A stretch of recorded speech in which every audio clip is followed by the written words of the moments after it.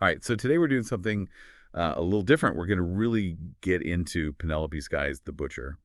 And I got to say, this is not your typical romance. No, not at all. It's got that sort of signature Penelope sky dark and kind of seductive vibe, but there's also this underlying tension and this clash of worlds that I think makes it really unique. Yeah, and it's set in Paris, but, Hmm.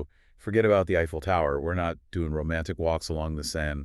We're talking about the underbelly of the city, a world of secrets and danger and, well, a very intriguing butcher. Right, and at the heart of it all is Fleur. She's newly separated from her husband, feeling really lost and vulnerable, and she walks right into this whirlwind of intensity when she meets Bastien. Oh, you can just feel the heat from that first encounter. But here's the thing. Bastien's not just some brooding bad boy. He's the emperor of France's criminal underworld. Talk about a dangerous liaison. That's what really grabs you about the book. You've got this woman trying to rebuild her life, and she falls for a man who operates by his own code, a code that involves violence and power. It makes you wonder, can a love story even survive in that kind of world? That's exactly the question that kept me turning the pages, and Skye really doesn't shy away from those complexities. She goes deep into Fleur's internal conflict.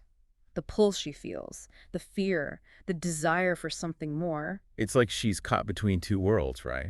The safe and predictable life she knew with her husband, Hmm. and this dangerous, exciting world that Bastien represents. And you see her evolving throughout the story. It's not just her reacting to what's happening around her. She's making choices, taking risks, and discovering a strength that maybe she didn't even know she had. I love how Skye doesn't just make her a damsel in distress. Fleur is messy, she makes mistakes, but she's also fiercely independent and determined to find her own happiness. Absolutely. I think anyone who's ever felt a little bit lost or uncertain about their future will connect with Fleur's journey. So we have Fleur trying to figure things out after her separation, and then we have Bastion, this enigmatic, mysterious figure who's both terrifying and alluring. What more could you ask for in a hero? Well, he's definitely not your Prince Charming. He's got this dark past, this brutal side that he doesn't even try to hide. But there's also a protectiveness toward Fleur, a tenderness that sort of peeks through. Yeah, and that's what makes their relationship so fascinating, Yeah, right? yeah. It's passionate, it's intense, but it's also incredibly complicated. You're constantly wondering if they can bridge the gap between their two worlds. And then you've got these supporting characters like Bastien's friend Luca, charismatic but reckless, and his estranged brother Godric, who just add even more layers to the story. Oh, Godric, don't even get me started on Godric. Let's just say he adds a whole other level of danger to the mix. But we don't want to spoil too much. Right. We want to leave you with that intrigue, that desire to kind of unravel the mysteries for yourself. But trust us, the world that Skye creates in The Butcher is just so captivating, so detailed, that you really feel like you're there in Paris, like you're experiencing everything right alongside Fleur. And the way the excerpt ends, let's just say it leaves you breathless. It makes you wonder what choices Bastien will make and how those choices will impact both his world and his relationship with Fleur. So if you are looking for a romance that's dark and dangerous and completely unpredictable, The Butcher is definitely worth adding to your TBR list. I think it's the kind of story that really stays with you, even after you finish reading it. It's because Skye brings up some really interesting themes. Oh, absolutely. This isn't just a romance, although that's definitely a big part of it.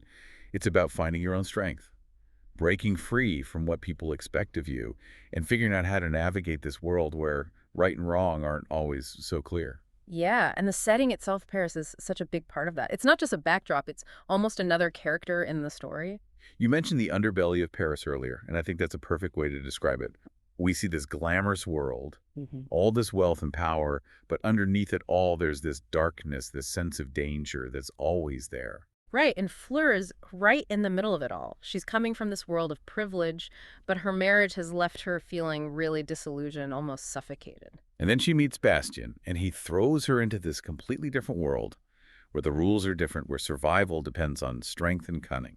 And it's so interesting to see how she adapts. We get these glimpses of her past in the excerpts, these therapy sessions, and you realize she's not as naive as she might seem at first. There's a steeliness to her, a determination to take control of her life, even if it means making choices that are a little unconventional. I think that's what makes her relationship with Bastien so compelling. It's not just physical, it's about two people who are both looking for something more, something real that goes beyond the norms of their worlds. But can you really find that kind of connection When one person is living in the shadows, constantly surrounded by danger. That's the risk they're taking, and that's what makes the story so suspenseful.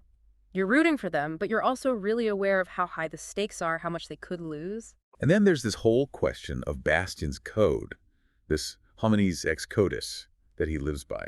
What does that even mean? It's Latin for men from the code. It basically governs how he operates in the criminal underworld.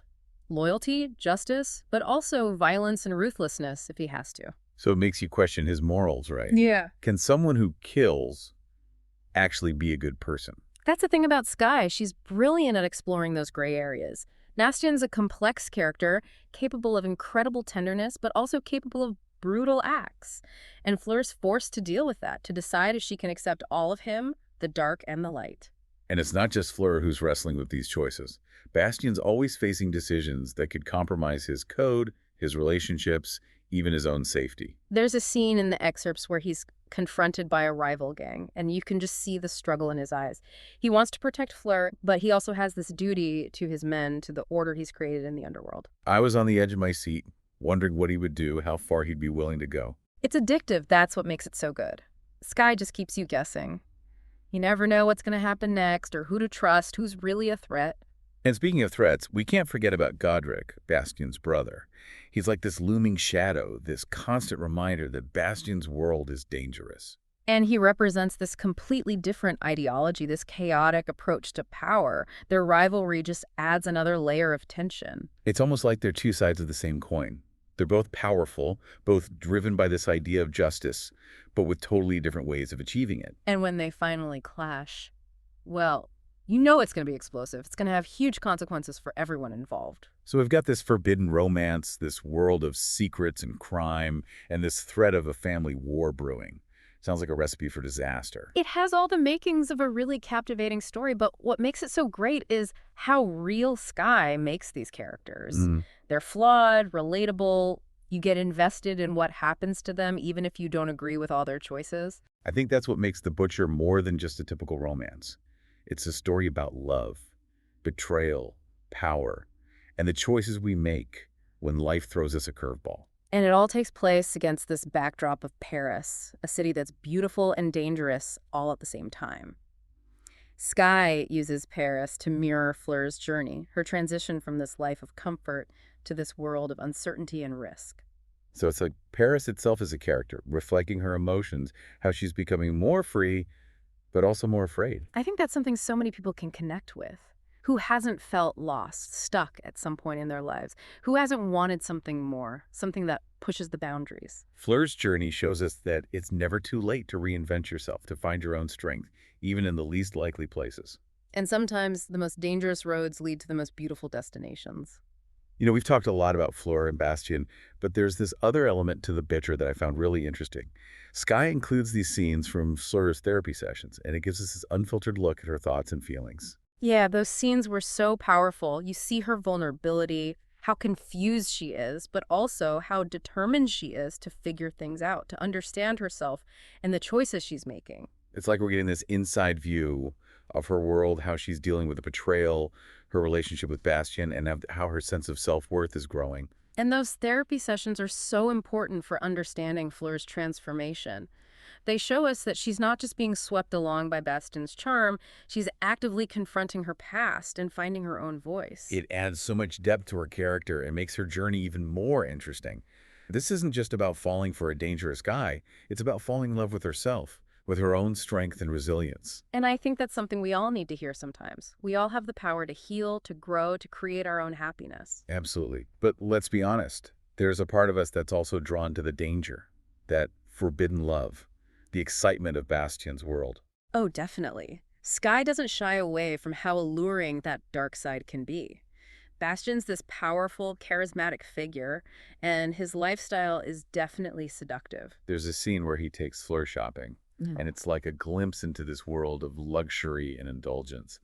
It's hard not to be swept up in it all. But Sky also balances that with the reality of what Bastion's world really is. We see the violence, how ruthless he can be, the constant threat of danger. So it's like this reminder that even the most beautiful surfaces can hide something dark and dangerous underneath. And it's up to the reader to decide if those risks are worth it, if love can actually win out in a world where darkness rules. That's what makes The Butcher so thought-provoking. Yeah. It's not just a story. It's like this exploration of human nature, what love really means, and the choices we make when we're facing the unknown. It leaves you with this uneasy feeling, wondering what sacrifices Fleur and Bastion will have to make and if their love can really survive the darkness that surrounds them. We've mentioned a few times that The Butcher is a dark, dangerous book, but I also want to point out that it's really funny too. Yes. Sky's so good at balancing that tension with moments of lightness and wit, especially Fleur's internal monologue, which is often hilarious. I love how she kind of observes how crazy the situations she's in are. Even when she's scared or confused, she can find the humor in it. It makes her so relatable and keeps the story from being too heavy. And Bastion, even though he's this tough guy, he has this dry sense of humor that's kind of charming. Like that scene where he's teaching Fleur to shoot a gun. It's funny and sweet at the same time. Yeah, it reminds you that even in the most dangerous situations, there's always room for a little laughter. And those moments of humor make the characters feel even more real, more human. They're not just stereotypes. They're well-developed people with their own quirks and flaws. Exactly. And that's what makes The Butcher such a captivating read. It's got everything. Romance, suspense, humor, and characters you just can't help but root for. And speaking of rooting for characters, there's one in particular that I was both drawn to and a little scared of. Luca. Ah, Luca. He's such a wild card. He's Bastion's right-hand man, and he definitely brings an element of unpredictability to the story. Yeah, he's charismatic, charming, really loyal to Bastion, but there's also a recklessness to him. Like, he could cause chaos at any moment. Like that scene in the excerpts where he gets into a fight at the club. It just jumps off the page. He's like a live wire. You just never know what he's going to do next. But even with all that, I kind of like him.